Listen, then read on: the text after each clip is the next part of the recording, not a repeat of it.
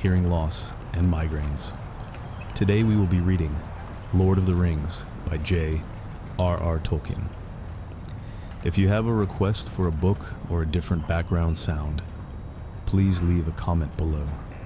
Thank you, and enjoy Lord of the Rings. Chapter 1. A long-expected party.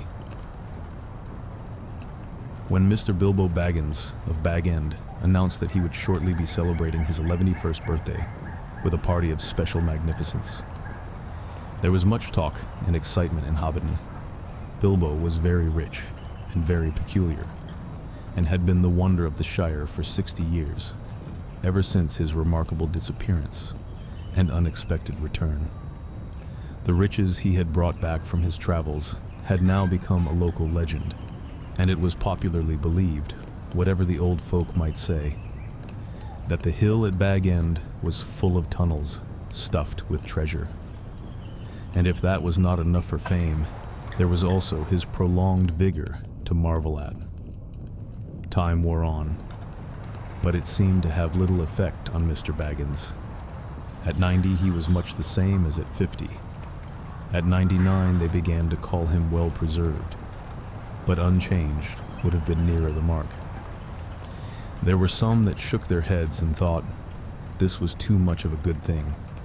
It seemed unfair that anyone should possess, apparently, perpetual youth, as well as, reputedly, inexhaustible wealth.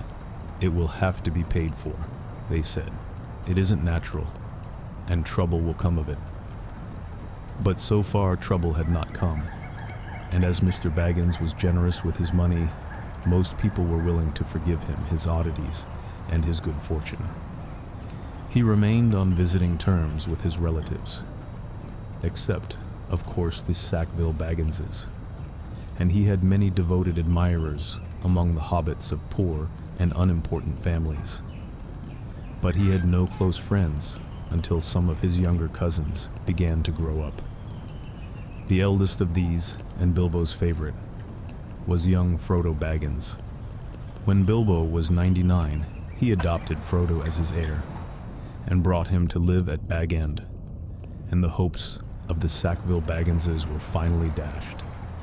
Bilbo and Frodo happened to have the same birthday, September 22nd.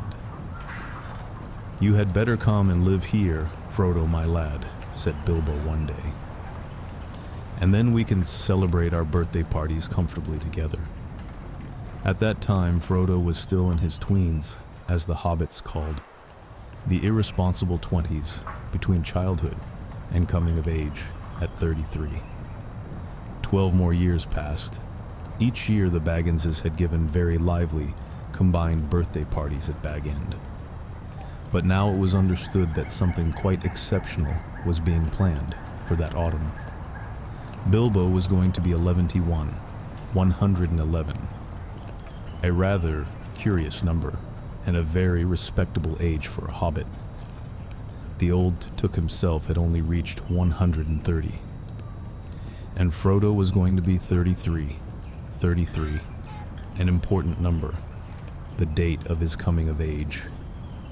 Tongues began to wag in Hobbiton and Bywater, and rumor of the coming event traveled all over the Shire. The history and character of Mr. Bilbo Baggins became once again the chief topic of conversation, and the older folks suddenly found their reminiscences in welcome demand. No one had a more attentive audience than old Ham Gamgee, commonly known as the Gaffer.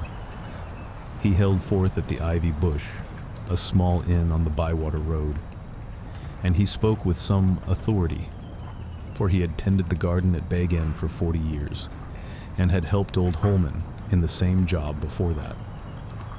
Now that he was himself growing old and stiff in the joints, the job was mainly carried on by his youngest son, Sam Gamgee.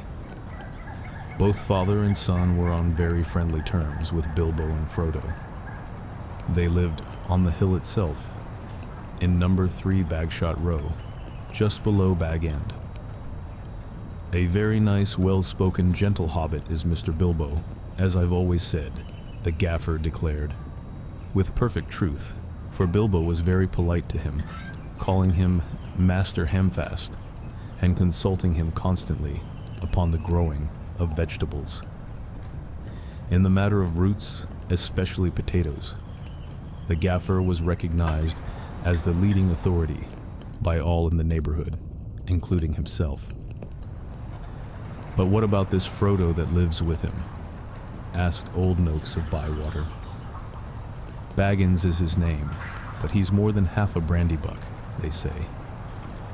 It beats me why any Baggins of Hobbiton should go looking for a wife away there in Buckland, where folks are so queer. And no wonder they're queer, put in Daddy Two-Foot, the gaffer's next-door neighbor. If they live on the wrong side of the Brandywine River and right again the old forest, that's a dark, bad place if half the tales be true. You're right, Dad, said the gaffer. Not that the brandybucks of Buckland live in the old forest, but they're a queer breed, seemingly. They fool about with boats on that big river, and that isn't natural. Small wonder that trouble came of it, I say. But be that as it may, Mr. Frodo is as nice a young hobbit as you could wish to meet, very much like Mr. Bilbo, and in more than looks. After all, his father was a Baggins. A decent, respectable hobbit was Mr. Drogo Baggins. There was never much to tell of him, till he was drowned. Drowned? Said several voices. They had heard this and other darker rumors before, of course. But hobbits have a passion for family history, and they were ready to hear it again. Well, so they say, said the gaffer.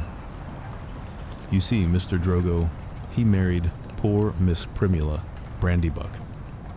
She was our Mr. Bilbo's first cousin on the mother's side, her mother being the youngest of the old Took's daughters, and Mr. Drogo was his second cousin.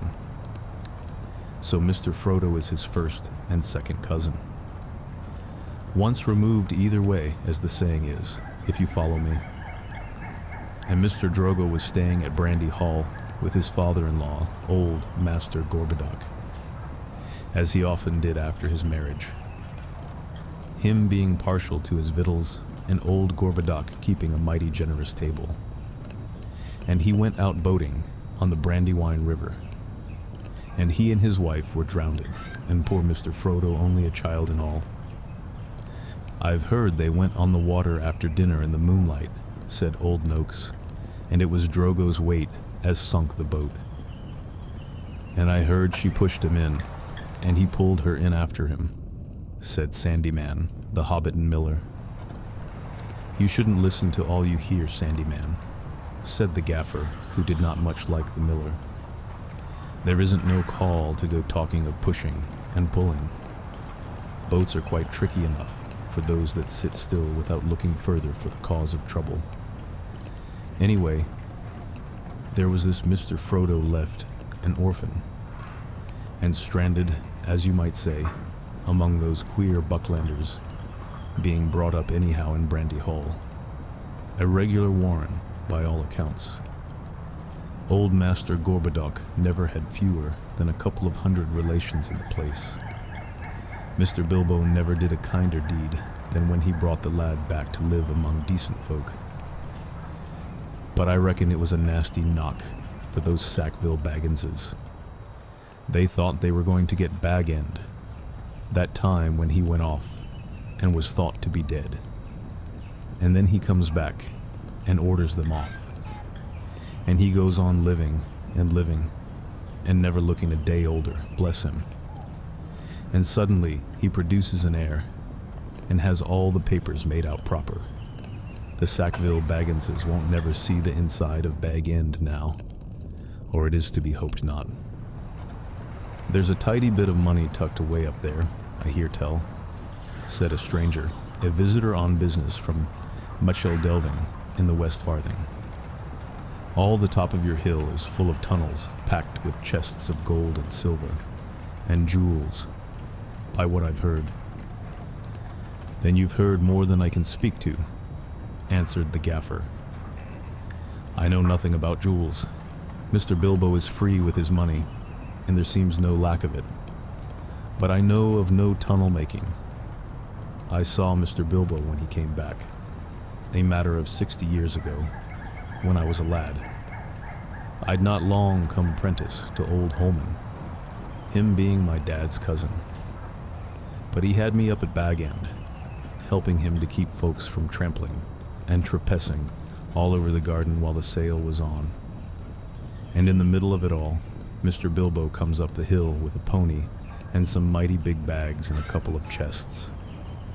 I don't doubt they were mostly full of treasure he had picked up in foreign parts, where there be mountains of gold, they say.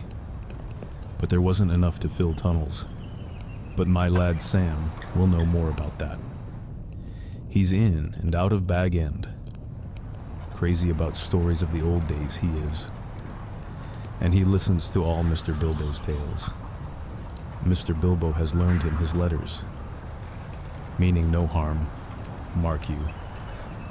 And I hope no harm will come of it. Elves and dragons, I says to him. Cabbages and potatoes are better for me and you. Don't go getting mixed up in the business of your betters, or you'll land in trouble too big for you, I says to him. And I might say it to others, he added, with a look at the stranger and the miller. But the gaffer did not convince his audience. The legend of Bilbo's wealth was now too firmly fixed in the minds of the younger generation of hobbits. But he has likely enough been adding to what he brought at first, argued the miller, voicing common opinion. He's often away from home. And look at the outlandish folk that visit him. Dwarves coming at night. And that old wandering conjurer, Gandalf and all. You can say what you like, Gaffer, but Bag End's a queer place. And its folk are queerer. And you can say what you like about what you know no more of than you do of boating, Mr. Sandyman, retorted the gaffer, disliking the miller even more than usual. If that's being queer, then we could do with a bit more queerness in these parts. There's some not far away that wouldn't offer a pint of beer to a friend if they lived in a hole with golden walls. But they do things proper at Bag End. Our Sam says that everyone's going to be invited to the party. And there's going to be presents, mark you. Presents for all. This very month as is. That very month was September, and as fine as you could ask. A day or two later, a rumor, probably started by the knowledgeable Sam, was spread about that there were going to be fireworks. Fireworks, what is more, such as had not been seen in the Shire for nigh on a century. Not indeed, since the old Took died. Days passed, and the day drew nearer. An odd-looking wagon, laden with odd-looking packages, rolled into Hobbiton one evening and toiled up the hill to Bag End. The startled hobbits peered out of lamplit doors to gape at it. It was driven by outlandish folk, singing strange songs. Dwarves with long beards and deep hoods. A few of them remained at Bag End. At the end of the second week, in September, a cart came in through Bywater from the direction of Brandywine Bridge in broad daylight. An old man was driving it all alone. He wore a tall, pointed blue hat, a long gray cloak, and a silver scarf. He had a long white beard and bushy eyebrows that stuck out beyond the brim of his hat. Small hobbit children ran after the cart all through Hobbiton and right up the hill. It had a cargo of fireworks, as they rightly guessed.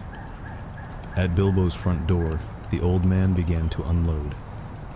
There were great bundles of fireworks of all sorts and shapes, each labeled with a large red G and the elf rune. That was Gandalf's mark, of course, and the old man was Gandalf the Wizard, whose fame in the Shire was due mainly to his skill with fires, smokes, and lights. His real business was far more difficult and dangerous. But the Shire folk knew nothing about it. To them, he was just one of the attractions at the party. Hence the excitement of the Hobbit children. "G for grand," they shouted, and the old man smiled. They knew him by sight, though he only appeared in Hobbiton occasionally and never stopped long. But neither they nor any but the oldest of their elders had seen one of his firework displays. They now belonged to a legendary past. When the old man, helped by Bilbo and some dwarves, had finished unloading, Bilbo gave a few pennies away, but not a single squib or cracker was forthcoming, to the disappointment of the onlookers. "Run away now," said Gandalf. "You will get plenty when the time comes." Then he disappeared inside with Bilbo, and the door was shut. The young hobbits stared at the door in vain for a while, and then made off, feeling that the day of the party would never come. Inside Bag End, Bilbo and Gandalf were sitting at the open window of a small room looking out west onto the garden. The late afternoon was bright and peaceful. The flowers glowed red and golden, snapdragons and sunflowers, and nasturtiums trailing all over the turf walls and peeping in at the round windows. "How bright your garden looks," said Gandalf. "Yes," said Bilbo, "I am very fond indeed of it, and of all the dear old Shire. But I think I need a holiday." "You mean to go on with your plan then?" "I do. I made up my mind months ago, and I haven't changed it." "Very well. It is no good saying any more. Stick to your plan, your whole plan, mind.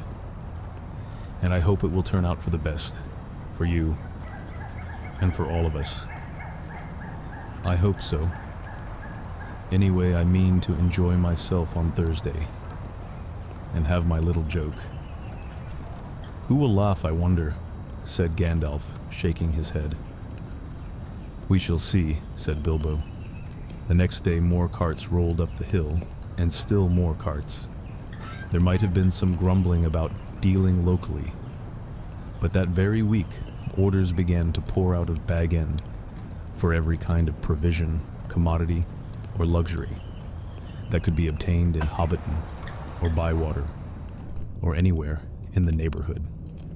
People became enthusiastic, and they began to tick off the days on the calendar, and they watched eagerly for the postman, hoping for invitations.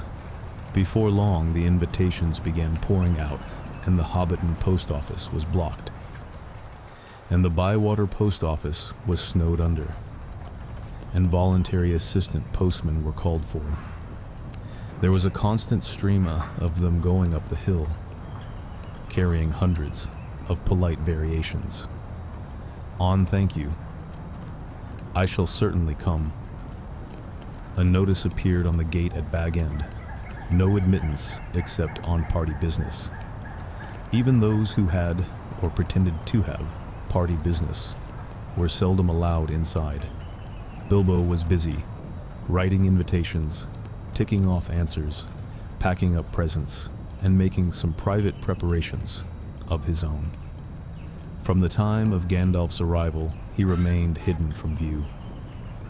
One morning the hobbits woke to find the large field, south of Bilbo's front door, covered with ropes and poles for tents and pavilions. A special entrance was cut into the bank, leading to the road, and wide steps and a large white gate were built there. The 3 hobbit families of Bagshot Row adjoining the field were intensely interested and generally envied.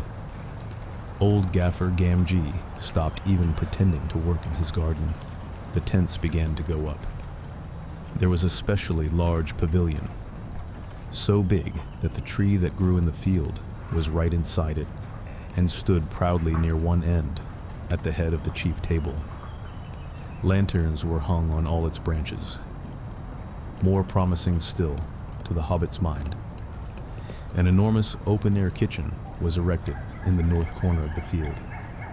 A draft of cooks from every inn and eating house for miles around arrived to supplement the dwarves and other odd folk that were quartered at Bag End. Excitement rose to its height.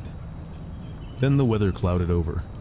That was on Wednesday, the eve of the party. Anxiety was intense. Then Thursday, September, the 22nd, actually dawned.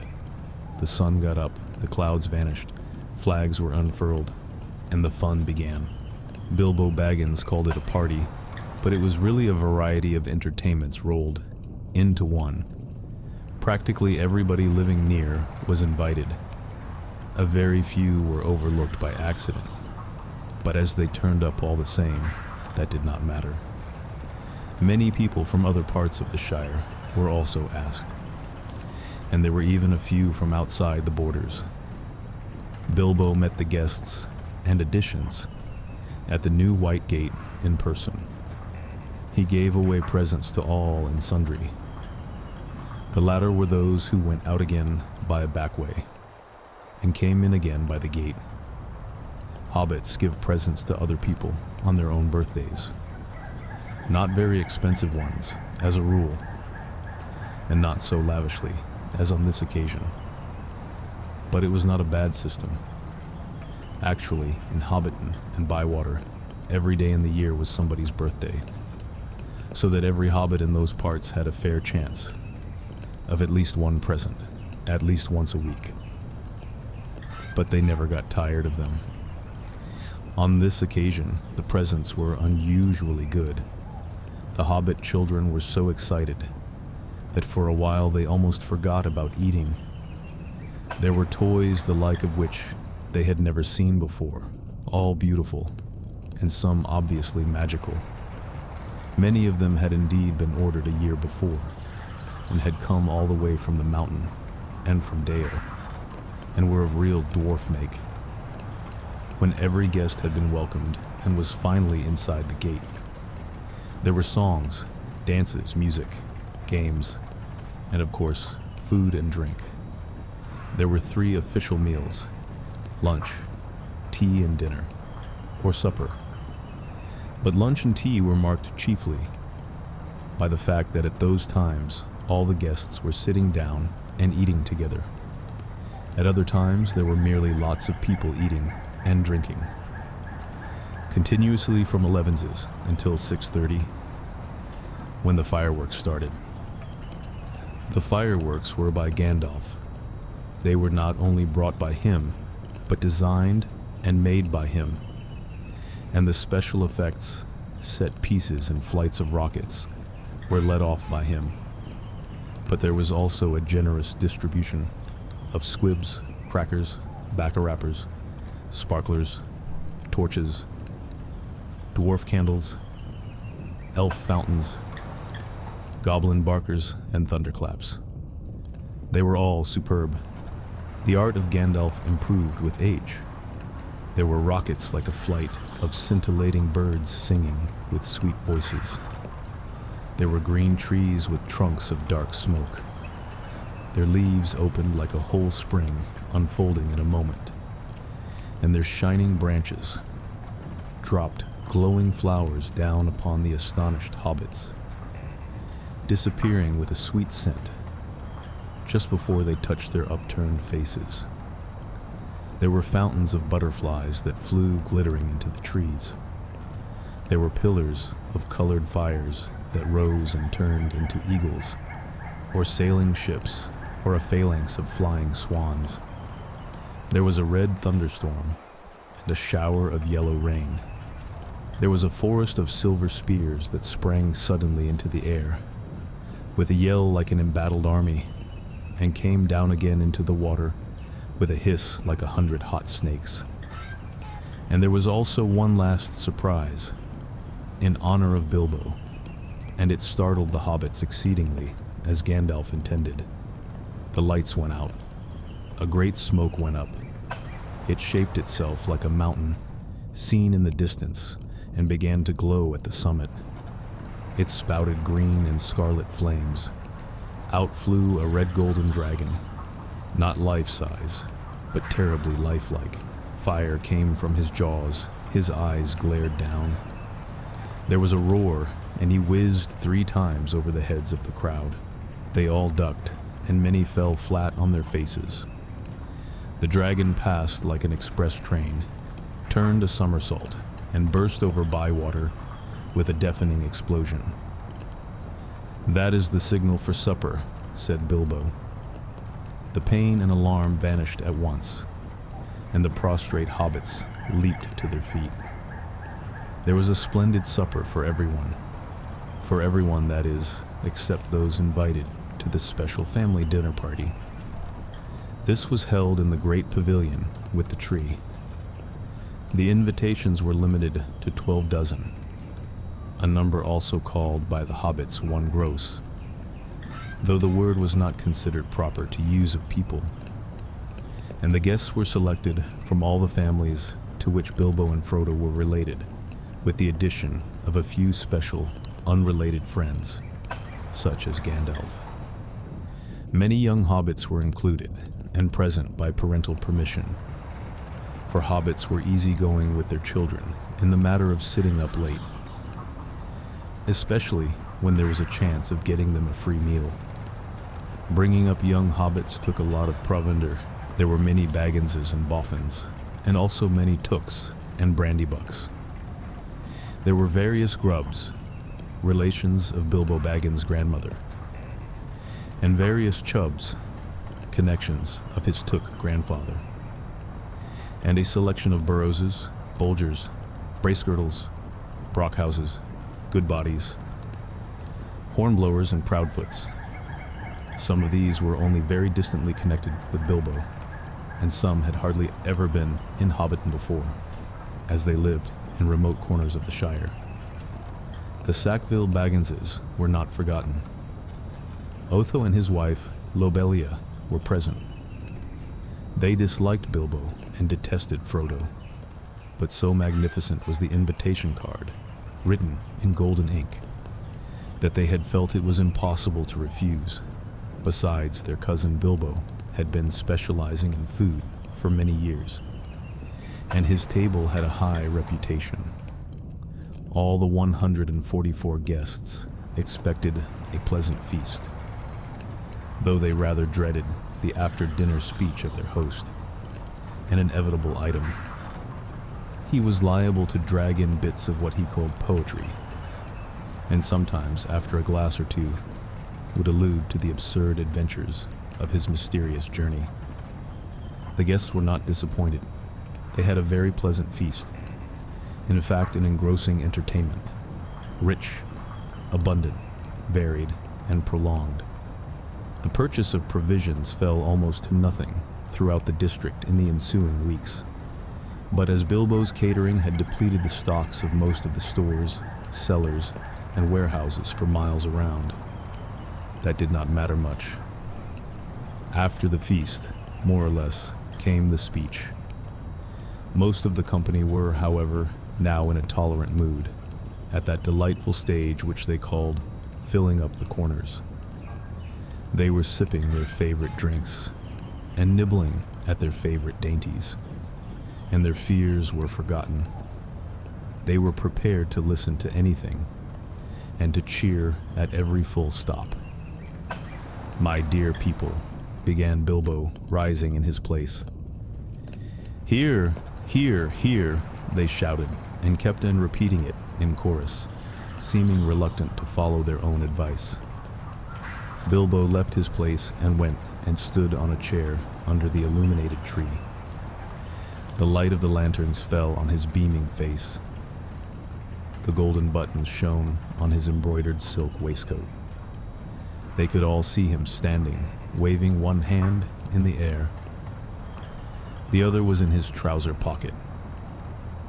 "My dear Bagginses and Boffins," he began again, "and my dear Tooks and Brandybucks, and Grubbs and Chubbs, and Burrowses, and Hornblowers, and Bolgers, Bracegirdles, Goodbodies, Brockhouses, and Proudfoots." "Proud feet," shouted an elderly hobbit from the back of the pavilion. His name, of course, was Proudfoot, and well merited. His feet were large, exceptionally furry, and both were on the table.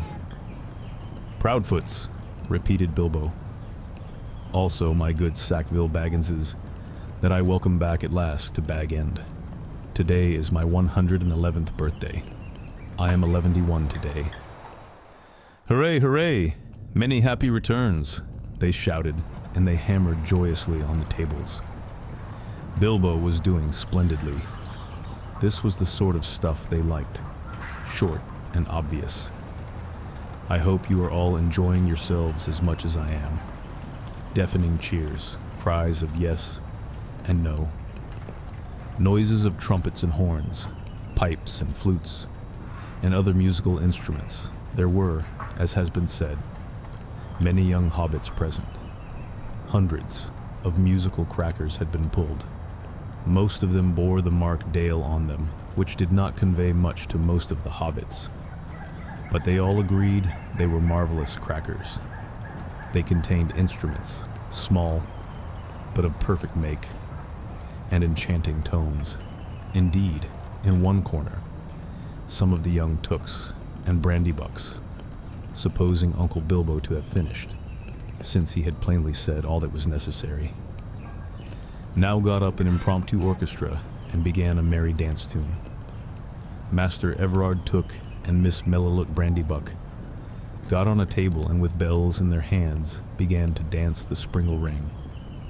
A pretty dance, but rather vigorous. But Bilbo had not finished.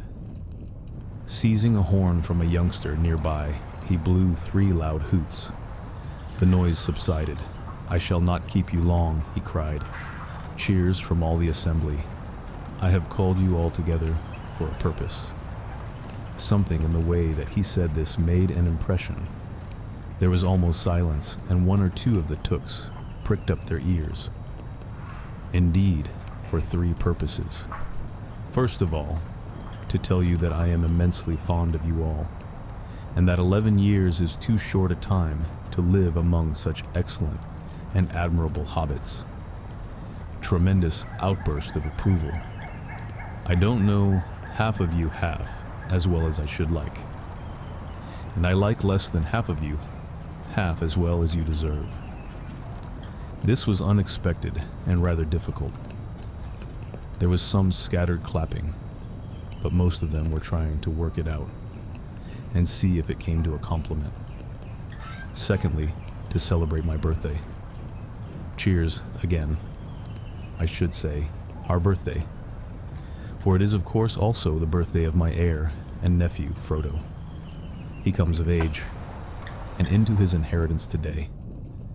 Some perfunctory clapping by the elders, and some loud shouts of "Frodo!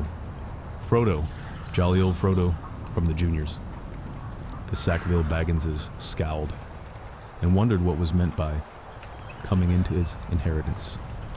Together we score 144. Your numbers were chosen to fit this remarkable total. 1 billion, if I may use the expression. No cheers. This was ridiculous. Many of the guests, and especially the Sackville Bagginses, were insulted, feeling sure they had only been asked to fill up the required number, like goods in a package. One gross, indeed, vulgar expression. It is also, if I may be allowed to refer to ancient history, the anniversary of my arrival by barrel at Esgaroth on the Long Lake, though the fact that it was my birthday slipped my memory on that occasion. I was only 51 then, and birthdays did not seem so important. The banquet was very splendid, however, though I had a bad cold at the time, I remember, and could only say, "Thag you very buch." I now repeat it more correctly. Thank you very much for coming to my little party. Obstinate silence. They all feared that a song, or some poetry, was now imminent, and they were getting bored. Why couldn't he stop talking and let them drink his health? But Bilbo did not sing or recite. He paused for a moment. Thirdly and finally, he said, "I wish to make an announcement. He spoke this last word so loudly and suddenly that everyone sat up who still could. I regret to announce that, though, as I said, 11 years is far too short a time to spend among you. This is the end. I am going. I am leaving now. Goodbye. He stepped down and vanished. There was a blinding flash of light, and the guests all blinked. When they opened their eyes, Bilbo was nowhere to be seen. 144 flabbergasted hobbits sat back speechless. Old Odo Proudfoot removed his feet from the table and stamped. Then there was a dead silence until suddenly, after several deep breaths, every Baggins, Boffin, Took, Brandybuck, Grubb, Chubb, Burrows, Bolger, Bracegirdle, Brockhouse, Goodbody, Hornblower, and Proudfoot began to talk at once. It was generally agreed that the joke was in very bad taste, and more food and drink were needed to cure the guests of shock and annoyance. "He's mad, I always said so," was probably the most popular comment. Even the Tooks, with a few exceptions, thought Bilbo's behavior was absurd. For the moment, most of them took it for granted that his disappearance was nothing more than a ridiculous prank. But old Rory Brandybuck was not so sure. Neither age nor an enormous dinner had clouded his wits, and he said to his daughter-in-law, Esmeralda, "There's something fishy in this, my dear. I believe that Mad Baggins is off again. Silly old fool. But why worry? He hasn't taken the victuals with him." He called loudly to Frodo to send the wine round again. Frodo was the only one present who had said nothing. For some time he had sat silent beside Bilbo's empty chair and ignored all remarks and questions. He had enjoyed the jokes, of course, even though he had been in the know. He had difficulty in keeping from laughter at the indignant surprise of the guests. But at the same time he felt deeply troubled. He realized suddenly that he loved the old hobbit dearly. Most of the guests went on, eating and drinking, and discussing Bilbo Baggins' oddities, past and present. But the Sackville Bagginses had already departed in wrath. Frodo did not want to have any more to do with the party. He gave orders for more wine to be served. Then he got up and drained his own glass, silently, to the health of Bilbo, and slipped out of the pavilion. As for Bilbo Baggins, even while he was making his speech, he had been fingering the golden ring in his pocket, his magic ring that he had kept secret for so many years. As he stepped down, he slipped it on his finger, and he was never seen by any hobbit in Hobbiton again. He walked briskly back to his hole and stood for a moment listening with a smile to the din in the pavilion and to the sounds of merrymaking in other parts of the field. Then he went in. He took off his party clothes, folded up and wrapped in tissue paper, his embroidered silk waistcoat, and put it away. Then he put on quickly some old untidy garments and fastened round his waist a worn leather belt. On it he hung a short sword in a battered black leather scabbard. From a locked drawer, smelling of mothballs, he took out an old cloak and hood. They had been locked up as if they were very precious, but they were so patched and weather-stained that their original color could hardly be guessed. It might have been dark green. They were rather too large for him. He then went into his study, and from a large strongbox took out a bundle wrapped in old cloths and a leather-bound manuscript, and also a large, bulky envelope. The book and bundle he stuffed into the top of a heavy bag that was standing there, already nearly full. Into the envelope he slipped his golden ring and its fine chain, and then sealed it and addressed it to Frodo. At first he put it on the mantelpiece, but suddenly he removed it and stuck it in his pocket. At that moment the door opened, and Gandalf came quickly in. "Hello," said Bilbo. "I wondered if you would turn up." "I am glad to find you visible," replied the wizard, sitting down in a chair. "I wanted to catch you and have a few final words. I suppose you feel that everything has gone off splendidly and according to plan." "Yes, I do," said Bilbo. Though that flash was surprising, it quite startled me, let alone the others. "A little addition of your own, I suppose." "It was.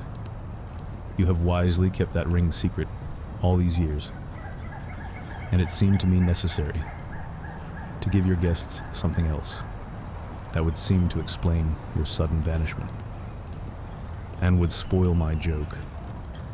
"You are an interfering old busybody," laughed Bilbo, "but I expect you know best, as usual." "I do, when I know anything. But I don't feel too sure about this whole affair. It has now come to the final point. You have had your joke and alarmed or offended most of your relations, and given the whole sheer something to talk about for 9 days, or 99 more likely. Are you going any further?" "Yes, I am. I feel I need a holiday. A very long holiday, as I have told you before. Probably a permanent holiday.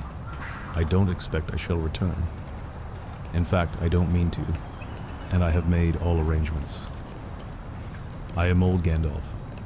I don't look it, but I am beginning to feel it in my heart of hearts.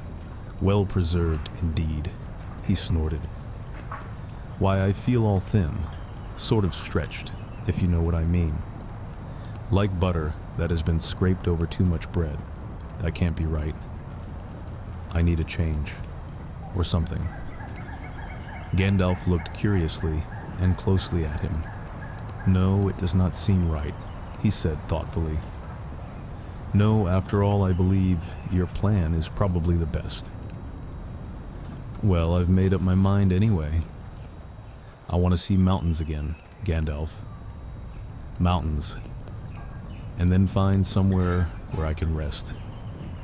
In peace and quiet, without a lot of relatives prying around, and a string of confounded visitors hanging on the bell. I might find somewhere where I can finish my book. I have thought of a nice ending for it, and he lived happily ever after to the end of his days." Gandalf laughed. "I hope he will. But nobody will read the book, however it ends. Oh, they may in years to come. Frodo has read some already, as far as it has gone. You'll keep an eye on Frodo, won't you?" "Yes, I will. 2 eyes, as often as I can spare them. He would come with me, of course, if I asked him. In fact, he offered to once, just before the party. But he does not really want to yet. I want to see the wild country again, before I die, and the mountains.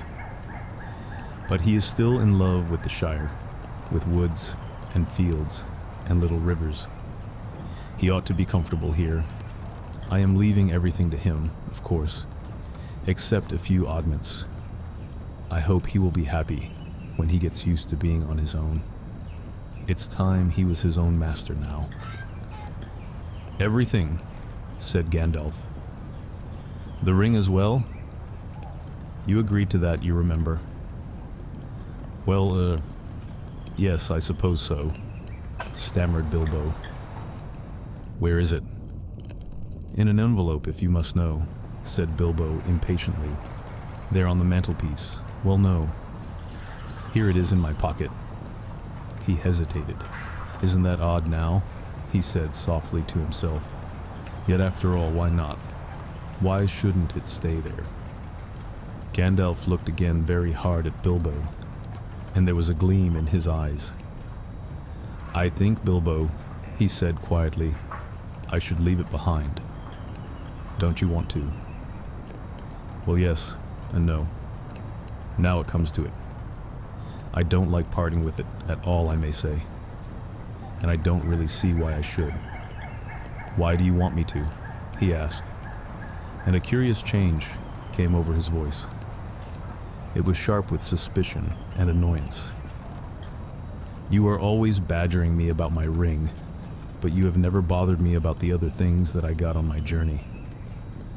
No, but I had to badger you, said Gandalf. I wanted the truth. It was important. Magic rings are, well, magical, and they are rare and curious. I was professionally interested in your ring, you may say, and I still am. I should like to know where it is if you go wandering again.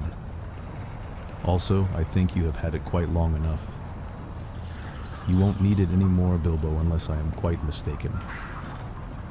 Bilbo flushed. There was an angry light in his eyes. His kindly face grew hard. Why not? He cried. And what business is it of yours anyway, to know what I do with my own things? It is my own. I found it. It came to me. Yes, yes, said Gandalf, but there is no need to get angry. If I am, it is your fault, said Bilbo. It is mine, I tell you. My own. My precious. Yes, my precious.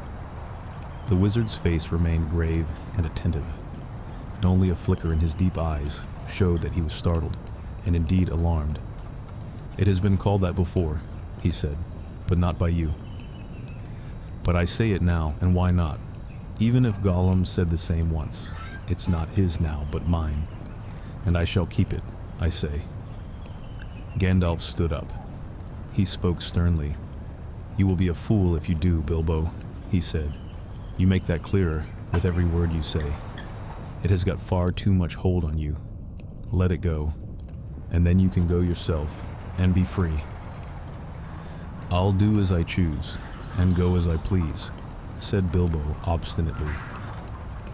Now, my dear hobbit, said Gandalf. All your long life we have been friends, and you owe me something. Come, do as you promised. Give it up. Well, if you want my ring yourself, say so, cried Bilbo. But you won't get it. I won't give my precious away, I tell you. His hand strayed to the hilt of his small sword. Gandalf's eyes flashed. It will be my turn to get angry soon, he said. If you say that again, I shall. Then you will see Gandalf the Grey uncloaked. He took a step towards the hobbit, and he seemed to grow tall and menacing. His shadow filled the little room. Bilbo backed away to the wall, breathing hard, his hand clutching at his pocket. They stood for a while facing one another, and the air of the room tingled. Gandalf's eyes remained bent on the hobbit. Slowly his hands relaxed, and he began to tremble.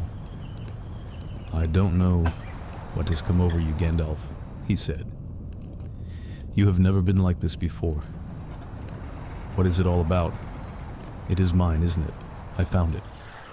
And Gollum would have killed me if I hadn't kept it. I'm not a thief, whatever he said. I have never called you one, Gandalf answered, and I am not one either. I am not trying to rob you, but to help you. I wish you would trust me, as you used. He turned away, and the shadow passed. He seemed to dwindle again, to an old gray man, bent and troubled. Bilbo drew his hand over his eyes. I am sorry, he said, but I felt so queer, and yet it would be a relief in a way not to be bothered with it anymore. It has been so growing on my mind lately. Sometimes I have felt it was like an eye looking at me, and I am always wanting to put it on and disappear, don't you know? Or wondering if it is safe and pulling it out to make sure. I tried locking it up, but I found I couldn't rest without it in my pocket. I don't know why, and I don't seem able to make up my mind. Then trust mine, said Gandalf. It is quite made up. Go away and leave it behind. Stop possessing it. Give it to Frodo and I will look after him. Bilbo stood for a moment, tense and undecided. Presently he sighed. "All right," he said with an effort. "I will." Then he shrugged his shoulders and smiled rather ruefully. After all, that's what this party business was all about, really. To give away lots of birthday presents, and somehow make it easier to give it away at the same time. It hasn't made it any easier in the end, but it would be a pity to waste all my preparations. It would quite spoil the joke. "Indeed, it would take away the only point I ever saw in the affair," said Gandalf. "Very well," said Bilbo. "It goes to Frodo with all the rest." He drew a deep breath. "And now I really must be starting, or somebody else will catch me. I have said goodbye, and I couldn't bear to do it all over again." He picked up his bag and moved to the door. "You have still got the ring in your pocket," said the wizard. "Well, so I have," cried Bilbo, "and my will and all the other documents too. You had better take it and deliver it for me. That will be safest." "No, don't give the ring to me," said Gandalf. "Put it on the mantelpiece. It will be safe enough there till Frodo comes. I shall wait for him." Bilbo took out the envelope, but just as he was about to set it by the clock, his hand jerked back, and the packet fell on the floor. Before he could pick it up, the wizard stooped and seized it and set it in its place. A spasm of anger passed swiftly over the hobbit's face again. Suddenly, it gave way to a look of relief and a laugh. "Well, that's that," he said. "Now I'm off." They went out into the hall. Bilbo chose his favorite stick from the stand. Then he whistled. 3 dwarves came out of different rooms, where they had been busy. "Is everything ready?" asked Bilbo. "Everything packed and labeled." "Everything," they answered. "Well, let's start then." He stepped out of the front door. It was a fine night, and the black sky was dotted with stars. He looked up, sniffing the air. What fun! What fun to be off again, off on the road with dwarves. This is what I have really been longing for years. "Goodbye," he said, looking at his old home and bowing to the door. "Goodbye, Gandalf." "Goodbye for the present, Bilbo. Take care of yourself. You are old enough, and perhaps wise enough. Take care, I don't care.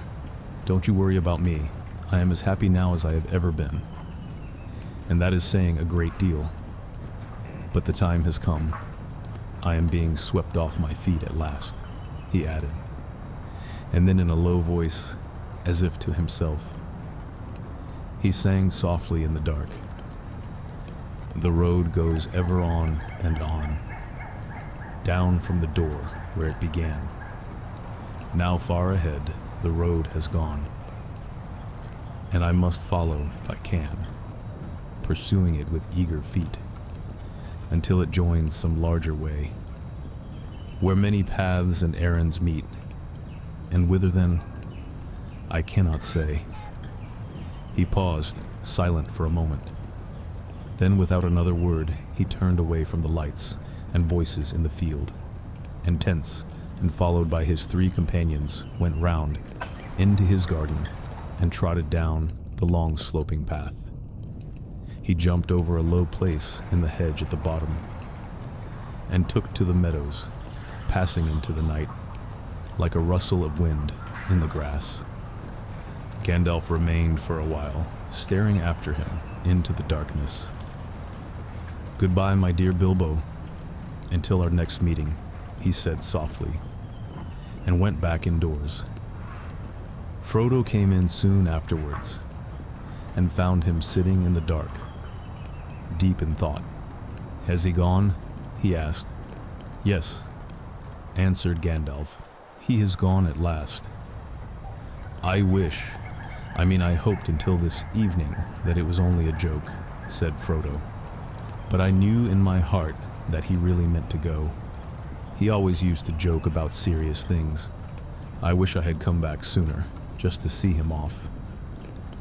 I think really he preferred slipping off quietly in the end, said Gandalf. Don't be too troubled.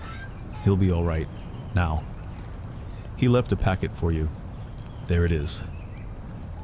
Frodo took the envelope from the mantelpiece and glanced at it, but did not open it. You'll find his will and all the other documents in there, I think, said the wizard. You are the master of Bag End now, and also, I fancy, you'll find a golden ring. The ring, exclaimed Frodo. Has he left me that? I wonder why. Still, it may be useful. It may and it may not, said Gandalf. I should not make use of it, if I were you, but keep it secret and keep it safe. Now I am going to bed. As master of Bag End, Frodo felt it his painful duty to say goodbye to the guests. Rumors of strange events had by now spread all over the field, but Frodo would only say, no doubt, everything will be cleared up in the morning. About midnight, carriages came for the important folk. One by one they rolled away, filled with full but very unsatisfied hobbits. Gardeners came by arrangement and removed in wheelbarrows those that had inadvertently remained behind. Night slowly passed. The sun rose. The hobbits rose rather later. Morning went on. People came and began, by orders, to clear away the pavilions, and the tables and the chairs, and the spoons and knives and bottles and plates, and the lanterns, and the flowering shrubs in boxes, and the crumbs and cracker paper, the forgotten bags and gloves and handkerchiefs, and the uneaten food, a very small item. Then a number of other people came, without orders. Bagginses, and Boffins, and Bolgers, and Tooks, and other guests that lived or were staying near. By midday, when even the best fed were out and about again, there was a large crowd at Bag End, uninvited but not unexpected. Frodo was waiting on the step, smiling, but looking rather tired and worried. He welcomed all the callers, but he had not much more to say than before. His reply to all inquiries was simply this: Mr. Bilbo Baggins has gone away, as far as I know, for good.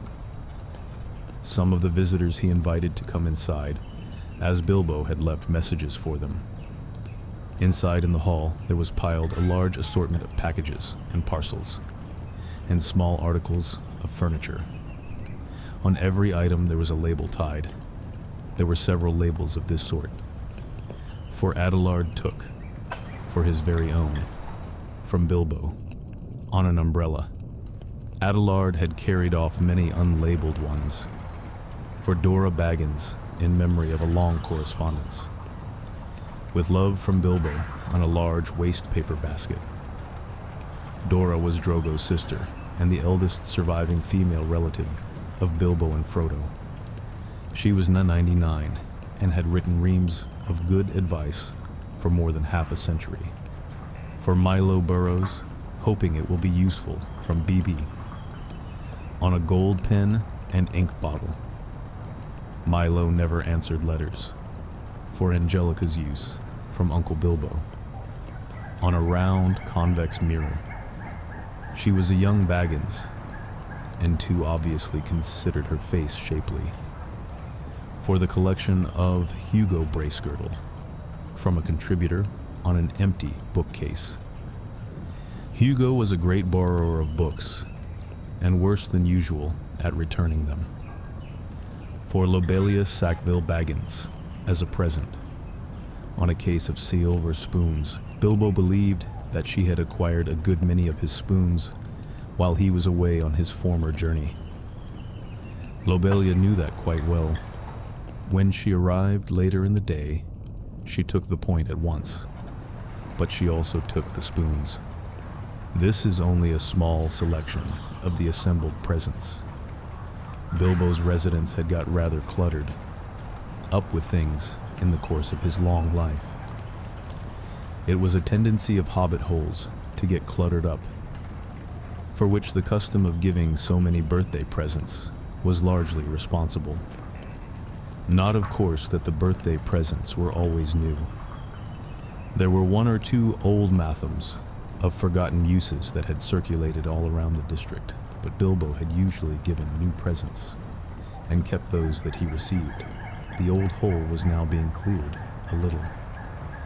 Every one of the various parting gifts had labels, written out personally by Bilbo, and several had some point or some joke.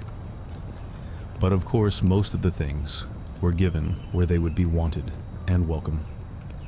The poorer hobbits, and especially those of Bagshot Row, did very well. Old Gaffer Gamgee got 2 sacks of potatoes, a new spade, a woolen waistcoat, and a bottle of ointment for creaking joints. Old Rory Brandybuck, in return for much hospitality, got a dozen bottles of old Wynyards, a strong red wine from the South Farthing, and now quite mature, as it had been laid down by Bilbo's father. Rory quite forgave Bilbo, and voted him a capital fellow after the first bottle. There was plenty of everything left for Frodo, and of course all the chief treasures, as well as the books, pictures, and more than enough furniture, were left in his possession. There was, however, no sign, nor mention of money or jewelry. Not a penny piece or a glass bead was given away. Frodo had a very trying time that afternoon. False rumor that the whole household was being distributed free spread like wildfire. And before long the place was packed with people who had no business there, but could not be kept out. Labels got torn off and mixed, and quarrels broke out. Some people tried to do swaps and deals in the hall, and others tried to make off with minor items not addressed to them, or with anything that seemed unwanted or unwatched. The road to the gate was blocked with barrows and handcarts. In the middle of the commotion, the Sackville Bagginses arrived. Frodo had retired for a while and left his friend, Merry Brandybuck, to keep an eye on things. When Otho loudly demanded to see Frodo, Merry bowed politely. "He is indisposed," he said. "He is resting." "Hiding, you mean," said Lobelia. "Anyway, we want to see him, and we mean to see him. Just go and tell him so." Merry left them a long while in the hall, and they had time to discover their parting gift of spoons. It did not improve their tempers. Eventually, they were shown into the study. Frodo was sitting at a table with a lot of papers in front of him. He looked indisposed to see Sackville Bagginses, at any rate, and he stood up, fidgeting with something in his pocket. But he spoke quite politely. The Sackville Bagginses were rather offensive. They began by offering him bad bargain prices, as between friends, for various valuable and unlabeled things. When Frodo replied that only the things specially directed by Bilbo were being given away, they said the whole affair was very fishy. "Only one thing is clear to me," said Otho, "and that is that you are doing exceedingly well out of it. I insist on seeing the will." Otho would have been Bilbo's heir but for the adoption of Frodo. He read the will carefully and snorted. It was, unfortunately, very clear and correct, according to the legal customs of hobbits, which demand, among other things, 7 signatures of witnesses in red ink. "Foiled again," he said to his wife. "And after waiting 60 years. Spoons. Fiddlesticks." He snapped his fingers under Frodo's nose and stumped off. But Lobelia was not so easily got rid of. A little later, Frodo came out of the study to see how things were going on, and found her still about the place, investigating nooks and corners, and tapping the floors. He escorted her firmly off the premises, after he had relieved her of several small but rather valuable articles that had somehow fallen inside her umbrella. Her face looked as if she was in the throes of thinking out a really crushing, parting remark. But all she found to say, turning round on the step, was, "You'll live to regret it, young fellow. Why didn't you go too? You don't belong here. You're no Baggins. You're a brandy buck." "Did you hear that, Mary?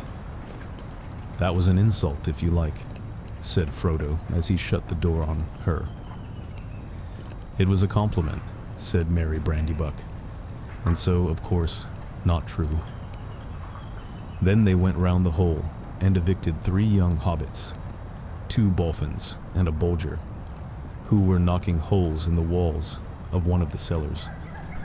Frodo also had a tussle with young Sancho Proudfoot, old Odo Proudfoot's grandson, who had begun an excavation in the larger pantry, where he thought there was an echo. The legend of Bilbo's gold excited both curiosity and hope. For legendary gold, mysteriously obtained, if not positively ill-gotten, is, as everyone knows, anyone's for the finding, unless the search is interrupted. When he had overcome Sancho and pushed him out, Frodo collapsed on a chair in the hall. "It's time to close the shop, Mary," he said. "Lock the door and don't open it to anyone today, not even if they bring a battering ram." Then he went to revive himself with a belated cup of tea. He had hardly sat down when there came a soft knock at the front door. Lobelia again, most likely, he thought. She must have thought of something really nasty and have come back again to say it. It can wait. He went on with his tea. The knock was repeated, much louder, but he took no notice. Suddenly, the wizard's head appeared at the window. "If you don't let me in, Frodo, I shall blow your door right down your hole and out through the hill," he said. "My dear Gandalf." "Half a minute," cried Frodo, running out of the room to the door. Come in. I thought it was Lobelia." "Then I forgive you. But I saw her some time ago, driving a pony trap towards Bywater, with a face that would have curdled new milk. She had already nearly curdled me. Honestly, I nearly tried on Bilbo's ring. I longed to disappear." "Don't do that," said Gandalf, sitting down. "Do be careful of that ring, Frodo. In fact, it is partly about that I have come to say a last word." "Well, what about it? What do you know already?" "Only what Bilbo told me. I have heard his story, how he found it, and how he used it. On his journey, I mean." "Which story, I wonder?" said Gandalf. "Oh, not what he told the dwarves and put in his book," said Frodo. "He told me the true story soon after I came to live here. He said you had pestered him till he told you, so I had better know too. 'No secrets between us, Frodo,' he said, 'but they are not to go any further. It's mine anyway.'" "That's interesting," said Gandalf. "Well, what did you think of it all?" "If you mean inventing all that about a present, well, I thought the true story much more likely, and I couldn't see the point of altering it at all.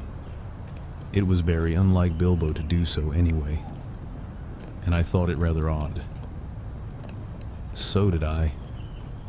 But odd things may happen to people that have such treasures, if they use them. Let it be a warning to you to be very careful with it. It may have other powers than just making you vanish when you wish to." "I don't understand," said Frodo. "Neither do I," answered the wizard. "I have merely begun to wonder about the ring, especially since last night. No need to worry. But if you take my advice, you will use it very seldom, or not at all. At least I beg you not to use it in any way that will cause talk or rouse suspicion. I say again, keep it safe and keep it secret." "You are very mysterious. What are you afraid of?" I am not certain, so I will say no more. I may be able to tell you something when I come back. I am going off at once, so this is goodbye for the present." He got up. "At once," cried Frodo. "Why, I thought you were staying on for at least a week. I was looking forward to your help. I did mean to, but I have had to change my mind. I may be away for a good while, but I'll come and see you again as soon as I can. Expect me when you see me. I shall slip in quietly. I shan't often be visiting the Shire openly again. I find that I have become rather unpopular. They say I am a nuisance and a disturber of the peace. Some people are actually accusing me of spiriting Bilbo away, or worse. If you want to know, there is supposed to be a plot between you and me to get hold of his wealth." "Some people," exclaimed Frodo. "You mean Otho and Lobelia? How abominable! I would give them Bag End and everything else, if I could get Bilbo back and go off tramping in the country with him. I love the Shire, but I begin to wish, somehow, that I had gone too. I wonder if I shall ever see him again." "So do I," said Gandalf, "and I wonder many other things. Goodbye now, take care of yourself. Look out for me, especially at unlikely times. Goodbye." Frodo saw him to the door. He gave a final wave of his hand and walked off at a surprising pace. But Frodo thought the old wizard looked unusually bent, almost as if he was carrying a great weight. The evening was closing in, and his cloaked figure quickly vanished into the twilight. Frodo did not see him again for a long time.